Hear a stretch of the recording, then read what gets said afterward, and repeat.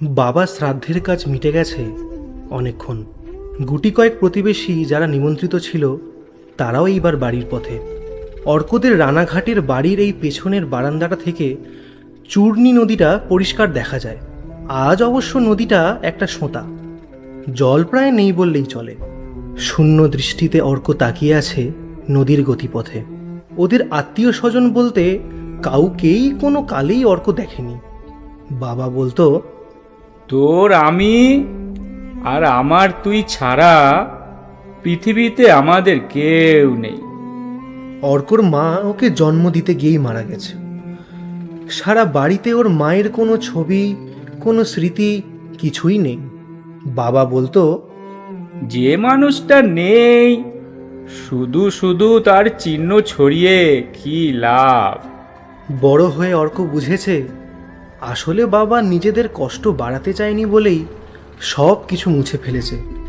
কিন্তু কোনো দিন বাবা এটা বোঝেনি অর্কর গর্ভধারিণীর প্রতি আকুলতার হাহাকার। যে মানুষটা নিজের যন্ত্রণায় ক্লিষ্ট হয়ে আপন উষ্ণত্ব দিয়ে ওকে পৃথিবীর আলো দেখিয়েছিল, তাকেই বাবা অর্কর জীবন থেকে মুছে ফেলেছে। সেখানে শুধুই নিজের আমিত্ব প্রাধান্য পেয়ে গেছে। বাবার এই স্বার্থপর গোষ্ঠীপতি মনোভাবে অর্কর জীবনের সবচেয়ে ঘনিষ্ঠ মানুষটি পুরোটাই আজ অন্ধকারের অতলে হারিয়ে গেছে। আজ তাকে বেদনাদীর্ণ হয়ে কল্পনাতেও অর্ক এক শূন্য অবয়ব ছাড়া আর কিছুই পায় না। বহুবার ও বাবাকে ওর কাছে ব্যাঙ্গালোরে নিয়ে যেতে চেয়েছে, কিন্তু বাবা দোকান ফেলে কোথাও যেতে রাজি হয়নি। এমনকি শেষের সময়টাতেও অর্ককে কিচ্ছু জানায়নি। রোজ দুবেলা ও ফোন করত। সব সময় বাবা বলতো, খুব ভালো আছি রে, তুই একদম চিন্তা করবি না, মন দিয়ে কাজকর্ম কর। আসতে চাইলেই বলতো, এখানে বড্ড গরম, এসে কি করবি? এই দুবেলা তোর গলাটা শুনি, এতেই আমার শান্তি। আজ বোঝে অর্ক বাবা বোধহয় ওকে দূরে দূরেই রাখতে চেয়েছিল। নিজের একা থাকার এই প্রচণ্ড প্রলোভন, এই বিশাল আত্মস্বাধীনতায় সোচ্চারিত জীবনের মাঝে অর্ককে দূরে রেখে নিজের দায়িত্ব মুক্তির স্বাদ উপভোগ করতে চেয়েছিল। আর মাহারা অর্ক যতবারই বাবার মনের নাগালে নিজের স্নেহের বন্ধন খুঁজতে চেয়েছে, ততবারই সেখানে শুধুই কর্তব্য, দায়িত্ব, এইসব কঠিন অনুভূতির বাইরে কিছুই পায়নি। ওর এই 32 বছরের জীবনে স্নেহের পরশ কাকে বলে সেটা অর্কর অনেকটাই অধরা। প্রচণ্ড রাগ হয় বাবার উপর ওর। এভাবে ওর জীবন থেকে ওর গর্ভধারিণীকে মুছে ফেলার জন্য। রনিতার আজ বড়ই সুখের দিন। আজ সঞ্জয়ের মলিকিউল অ্যান্ড ইউনিভার্স বইটা বেস্ট সেলার পুরস্কার পেল। পাবলিশার বিশাল পার্টি দিয়েছে মুম্বাইয়ের এক 7 তারা হোটেলে। গর্বিত সঞ্জয়ের পাশে ততোধিক গর্বিত রনিতা হাসি মুখে ফটোগ্রাফারদের বায়না মেটাতে ব্যস্ত। শুভেচ্ছা আর অভিনন্দনে দুজনেই আপ্লুত। রনিতার একটাই দুঃখ, মেয়ে খুশি আজকের দিনে থাকতে পারল না।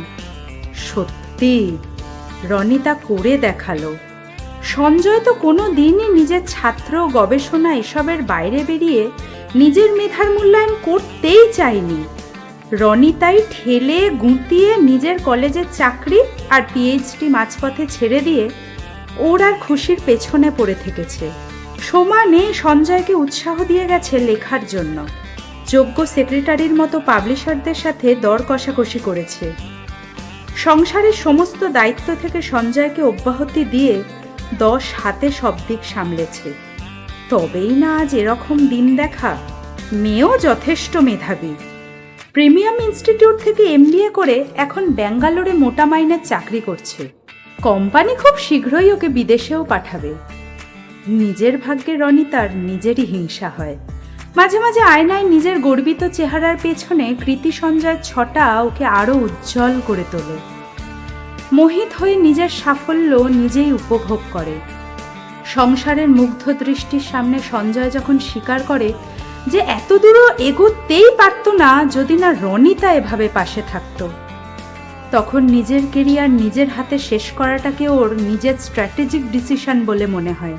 খ্যাতি, প্রতিপত্তি, স্বীকৃতির প্রভাবের কাছে নিজের মেধা, সাফল্য সবই বড় ছোট হয়ে যায়। মালাডিস্টে 3000 স্কোয়ার ফুটের দেওয়াল জোড়া কাঁচের জানলার পর্দাটা সরিয়ে তার সামনে বসল রনিতা। এই 12 তলা থেকে নিচে তাকালে ওর নিজের জীবনের উত্তরণটা বেশ বুঝতে পারে। করিমপুরের সেই টালির বাড়ি থেকে আইআইটি কোয়ার্টার, তারপর মীরা রোডের সেই 2 কামরার ফ্ল্যাট, আর সেখান থেকেই বিলাসবহুল জীবন। সরকারি চাকরির মাইনেতে এত কিছু কখনো হতো না যদি না সঞ্জয়কে দিয়ে নোট বই লেখানোটা শুরু করতে পারত। আসল পয়সা তো ওখান থেকেই এসেছে। এই বিত্তবাসনার চরম চিন্তায় ছেদ পড়ে ফোনের আওয়াজে।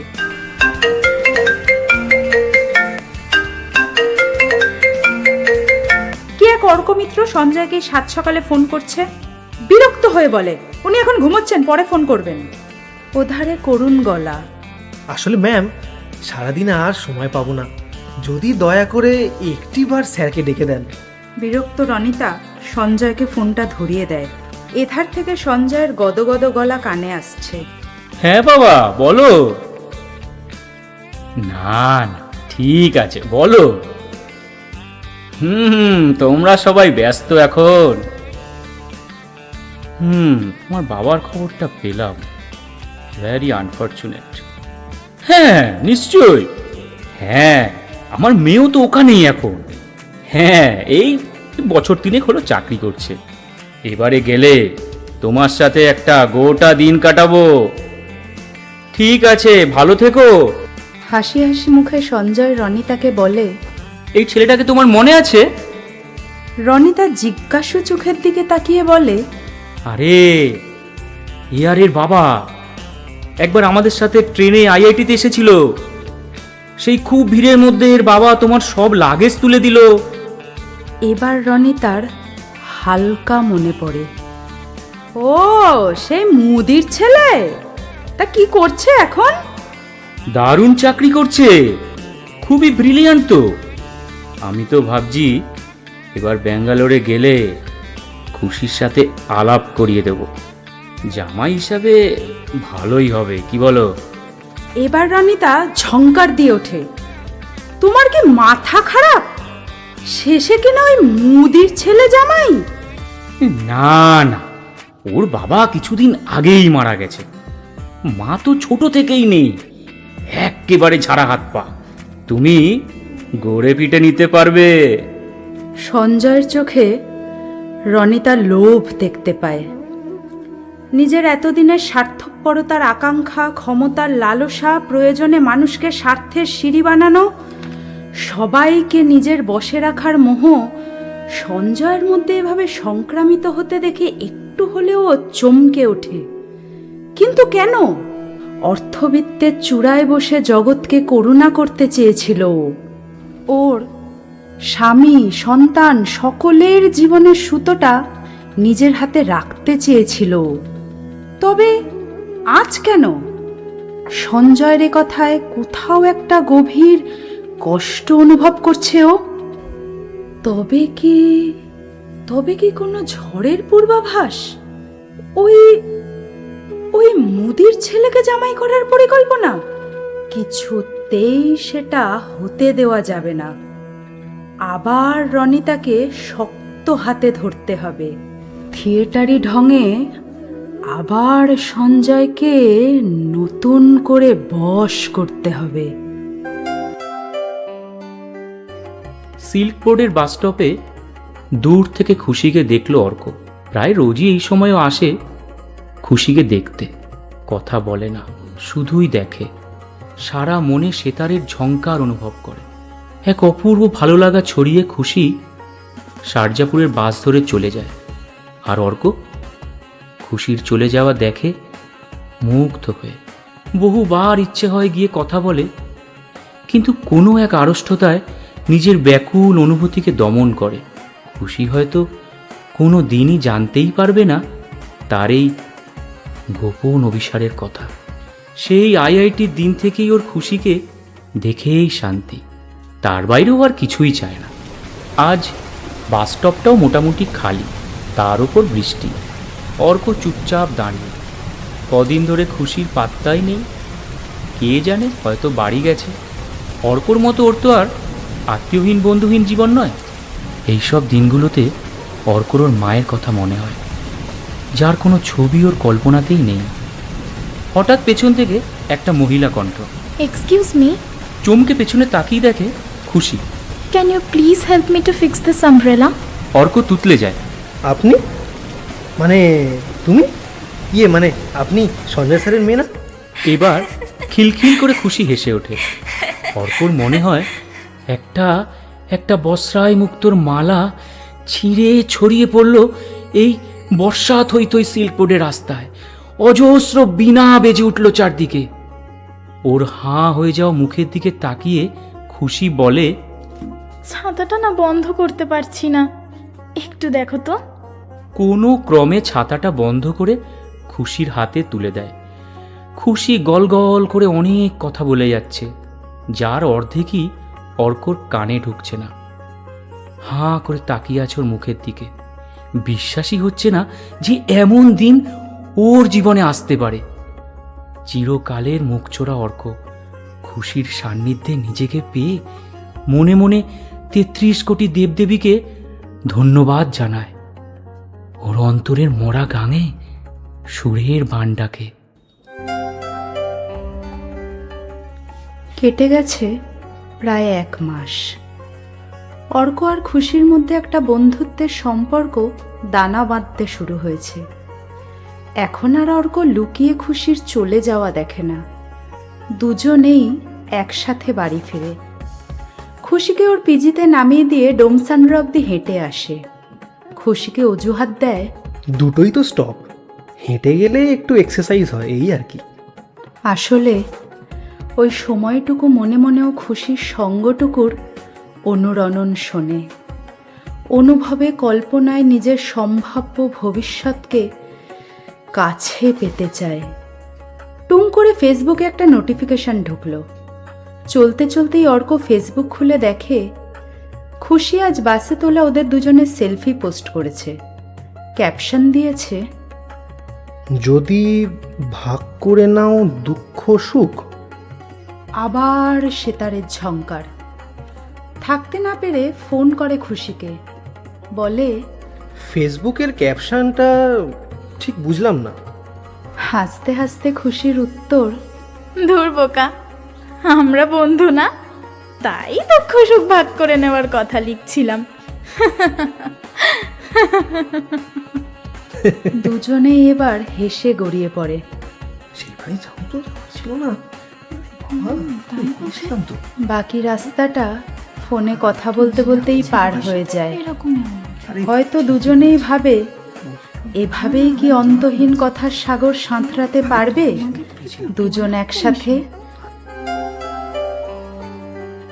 আজ শনিবার, একটু বেলা করেই অর্ক ঘুম থেকে ওঠে। আজ দুপুরে ওরা দুজন সিনেমা দেখতে যাবে কথা আছে। খুশির বাবা মা দুজনেই এখন কিছু একটা কাজে জার্মানি গেছেন, ফেরার পথেই ব্যাঙ্গালোরে আসবেন এরকম কথা আছে। এক গাদা জামা কাপড় কাচতে দিয়ে অর্ক আবার শুয়ে পড়ে। ফোন হাতে নিতেই টুং করে একটা হোয়াটসঅ্যাপ আসে, একটা অচেনা নাম্বার থেকে। বেশ বড় একটা মেসেজ। অর্ক, তোমায় কোনো দিন এরকম কিছু লিখতে হবে তা কল্পনাতেও ছিল না, তাও পরিস্থিতির চাপে পড়ে তোমায় কিছু কথা জানানোটা জরুরি। না করে আসল কথায় আসি। তোমায় আজ একটি মেয়ের গল্প বলবো। গল্পটি একান্তই ব্যক্তিগত, আশা করি তার সম্মান তুমি রাখবে।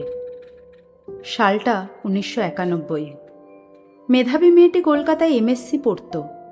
বাড়ি তার আধা গ্রাম আধা শহর। বাড়িতে বিধবা মা আর তার 2 বোন। সকালে লোকাল ট্রেনে কলকাতা, আবার ক্লাসের শেষে বাড়ি। পড়াশোনার বাইরে তার জগৎ বলতে বিশেষ কিছুই ছিল না। এই রকমই একটা দিনে ট্রেনের গণ্ডগোলে তার বাড়ির কাছাকাছি স্টেশনে পৌঁছতে বেশ রাত হয়। প্রায় গ্রাম শহরটা তখন প্রায় ফাঁকা। ছিপছিপে বৃষ্টির মধ্যেই মেয়েটি সাইকেল চালিয়ে বাড়ির পথে এগোয়। কিন্তু আমাদের সমাজের কিছু পশু শ্রেণী রাতের অন্ধকারেই বেশি হিংস্র হয়ে ওঠে। মেয়েটির ক্ষেত্রেও তার ব্যতিক্রম হয়নি। অচিরেই তাদের শিকার হয় সে। অন্ধকারে মুখে কাপড় জড়ানো কিছু মানুষ তাদের বিকৃত মানসিকতাকে চরিতার্থ করে মেয়েটির উপর।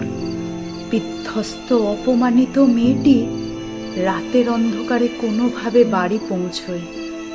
মা তাকে দেখেই বুঝতে পারেন কি দুর্যোগ তার সংসারে নেমে এসেছে। মেয়েটি পুলিশের কাছে যেতে চাইলে তার মা বাধা দেয়, বলে নিম্নবিত্তের সংসারে এসব লোক জানাজানি করতে নেই। মেয়েটিও ঘটনাটাকে তার ভবিতব্য বলেই মেনে নেয়। কিন্তু ঘটনাটা যদি এই পর্যন্তই হতো তাহলে আজ এ গল্পের অবতারণা হতো না। মাস কয়েকের মধ্যেই মেয়েটি বুঝতে পারে সেই দুর্ঘটনা তার জীবনে এক দুর্যোগ নিয়ে এসেছে। দেরি না করে কাউকে কিছু না জানিয়ে পরের দিনই সে জেলা হাসপাতালে যায়। ডাক্তার পরীক্ষা করে জানান তার শরীরের যা অবস্থা তাতে অ্যাবর্শন সম্ভব নয়, এতে মেয়েটির প্রাণ সংশয় হতে পারে। আর তার শারীরিক অবস্থার উন্নতি অপেক্ষা করতে গেলে অনেকটা সময় দিতে হবে। তার থেকে ভালো হবে মেয়েটি যে আসছে তাকে জন্ম দিক। হতাশায় ভেঙে পড়া মেয়েটির পাশে সেদিন দাঁড়ায় তাদের সেই না গ্রাম না শহরের চালচুলোহীন একটি ছেলে। ছেলেটি জানায় সে মেয়েটিকে নিয়ে দূরে কোথাও চলে যাবে, সবাই জানবে এ তাদের বৈধ সন্তান। মেয়েটির সামনে আর কোনো পথ খোলা না থাকায় সে সেই প্রস্তাবে রাজি হয়। একদিন শুধুমাত্র নিজের মা বোনেদের জানিয়ে মেয়েটি ঘর ছাড়ে ওই ছেলেটির সাথে। যথাসময় কোনো এক শহরের সরকারি হাসপাতালে একটি ছেলের জন্ম দেয় সে। ঘৃণা, ক্রোধ, অপমানে কোনোদিন সে তার সন্তানকে ভালো করে দেখেই না। শুধুমাত্র মায়ের কর্তব্যটুকু ছাড়া শিশুটির প্রতি কোনো দায় রাখে না সে। আবার পড়াশোনা শুরু করে। শিশুটির যখন 6 মাস বয়স তখন মেয়েটি একটি রিসার্চ অ্যাসিস্ট্যান্টের কাজ পায় একটি ল্যাবে। বাড়ি থেকে বেরিয়ে এসে একা থাকতে শুরু করে। অতীতের সাথে সব সম্পর্ক শেষ করে দেয়। এই সময় তার বর্তমান স্বামীর সাথে আলাপ, প্রণয় ও পরিণয়। বহু বছর বাদে যে ছেলেটির সাথে সে ঘর ছেড়েছিল তার সাথে দেখা হয়, আর সাথে হয়তো ছিল তার গর্ভজাত সেই অস্বীকৃত সন্তান। কেউই কাউকে চিনতে চায় না। সময় এগিয়ে যায় নিজের মতো করে। নিশ্চয়ই তোমার জানতে ইচ্ছে হচ্ছে এরা কারা, কেনই বা তোমায় এসব কথা লিখছি। অর্ক, আমি মিসেস রনিতা গুহ, ডক্টর সঞ্জয় গুহ স্ত্রী আর খুশির মা। দুর্ভাগ্যবশত আমি তোমারও বায়োলজিক্যাল মাদার। কিন্তু তোমার বার্থ সার্টিফিকেট ছাড়া আর কোথাও তোমায় আমি স্বীকৃতি দিইনি। বিকাশ তোমার পালক বাবা। আমার পালক বাবা? তার কাছে আমার কৃতজ্ঞতার শেষ নেই। আমার দুর্দিনে যেভাবে সে আমার পাশে ছিল তা অতুলনীয়। তার বদলে সে আমার কাছে কোনোদিনই কিছু চায়নি, শুধুই দিয়ে গেছে। সে জানতো আমার মেধা, আমার উচ্চাকাঙ্ক্ষা একদিন তার থেকে আমায় দূরে সরিয়ে দেবে। ভালোবাসাহীন সম্পর্ক থেকে একদিন আমি বেরিয়ে যাবই, তবুও আমায় সহযোগিতা করেছে। কিন্তু তোমায় আমি কোনোদিন স্নেহ করতে পারিনি। কথায় বলে মা সন্তানের মুখের দিকে তাকালে সব ভুলে যায়। কিন্তু যতবার তোমার মুখের দিকে তাকিয়েছি সেখানে আমার নারীত্বের চরম অপমান ছাড়া আর কিছুই দেখতে পাইনি। তোমার মুখ আমার অন্তরের থকথকে গাটাকে প্রতিনিয়ত খুঁচিয়ে গেছে। নাচেও খুশি তোমার সিস্টার। স্তম্ভিত অর্ক বুক ভাঙা কান্নায় ফেটে পড়ে। বাবা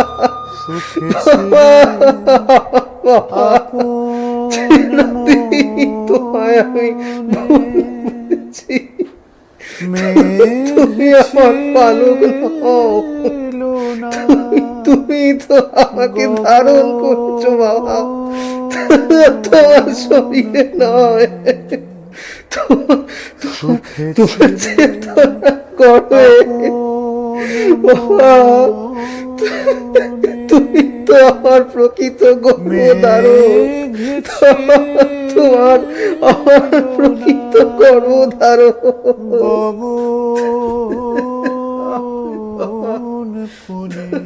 আসে তখন খুশির ফোন, বারবার বেজে বেজে কেটে যায়। নির্বাক অর্ক সজল চোখে ফোনের দিকে তাকিয়ে থাকে। মনে তখন বাবার জন্য হাহাকার।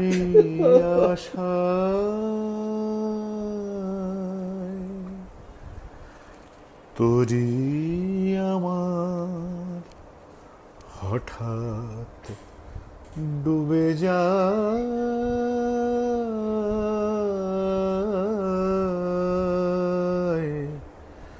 তোরি আমার কোন খানে রে, কোন পাশানের ঘাই, তোরি আমার হঠাৎ ডুবে যায়,